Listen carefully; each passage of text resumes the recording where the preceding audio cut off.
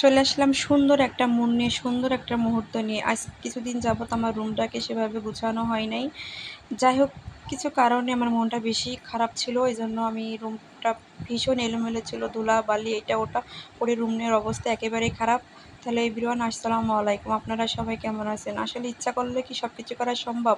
শেষ নিঃশ্বাস ত্যাগ করা এত সহজ না। কিছু কিছু আপনজনের জন্য অনেক সময় অনেক কিছু বেঁধে যায়। ঠিক আছে? যাই হোক, যদি আপনি মনে করেন যে কেউ যদি আপনাকে ছাড়া ভালো থাকে, তাহলে আপনি কেন ভালো থাকতে পারবেন না? সে যেটা করবে আপনি ঠিক সেটাই করবেন। তাহলে সে বুঝতে পারবে। যাই হোক, time and tide wait for none, এই কথাটার মানে হচ্ছে সময় কারোর জন্য অপেক্ষা করে না। ক্ষমা তো তাকেই করা যায় যে ভুল করে, বাট যে বেইমানি করে তাকে তো ক্ষমা কখনোই করা যায় না। তো ফ্রেশ একটা মন নিয়ে, সুন্দর একটা মন নিয়ে আজকে আমি রুমটাকে ভালোভাবে গুছিয়ে নিচ্ছি। মানে এত পরিমাণ ময়লা ছিল রুমের ভিতরে, কোনোভাবে মানে কোনো কিছু কদিন আমি ভালোভাবে পরিষ্কার করি নাই। তো আজকে সব কিছু ঝেড়ে নিচ্ছি। অনেক হয়েছিল, বাট আমি তো ক্যামেরার সামনে আসতে পারছি না, এই জন্য পেছনে ক্যামেরা দিয়ে আপনাদের সব কিছু দেখাচ্ছি। আল্লাহ যেন আমার নিজেকে অন্তত কিছু করার তৌফিক দান করে, প্রতিষ্ঠিত হতে পারি। তো এটা সবাইকে মনে রাখতে হবে, যে যাই করুক না কেন, কারো বিচার কিন্তু কে কখনো করতে পারে না, শুধু একমাত্র উপর আল্লাহ ছাড়া। তবে আল্লাহ সাইড দেয় কিন্তু ছেড়ে দেয় না। তো সব কিছুই আমরা তার উপরে ছেড়ে দেবো। সে যেটা করবে সেটাই মনে হবে ভালোর জন্য, আমাদের জন্য করছে। অবশ্যই ভালো কিছু সামনে আসছে, এজন্য হয়তো বা সে সেটা করছে।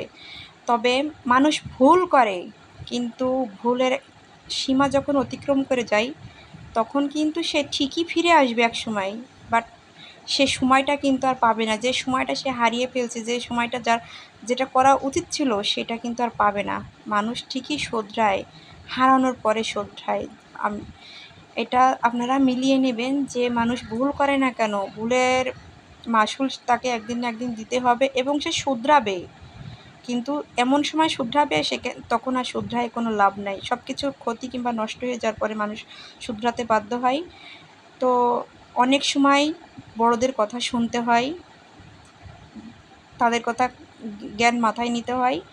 তো বড়দের কথা শুনলে নাকি শুনি লাইফে অনেক ভালো হয়, তাদের কথা শুনতে হয়, লাইফটা নাকি অনেক সুন্দর হয় বড়দের কথা শুনলে। তো সবসময় নিজের চিন্তাভাবনা যেটা করবেন সেটা ঠিক আছে, কিন্তু অনেক সময় বড়রা কিংবা বয়োজ্যেষ্ঠ যারা, তারা যদি আপনারা কোনো কিছু বলে কিংবা কোনো কিছু বুঝ দেয়, অন্তত তাদের কথাটা শুনে অন্তত কিছুদিন হলেও চলার চেষ্টা করবেন, যে আসলে তারা যেটা বলছে সেটা আসলে দেখি না আমি কিছুদিন করে, তারপর না আমার যেটা বুদ্ধি আমি সেটাই করব। তো আমাদের সবারই উচিত বড়দের কথা শোনা এবং তাদেরকে সম্মান করা, এটাই হচ্ছে সবচেয়ে বড় কথা। তবে হ্যাঁ, যে মানুষগুলা জীবনে বেইমানি করবে তাদের ক্ষমা তো জীবনেও হবে না। কারণ একমাত্র যদি কোনো কারণে সেটা ক্ষমা হয়, তাহলে সেটা ক্ষমা, আর না হলে নাই।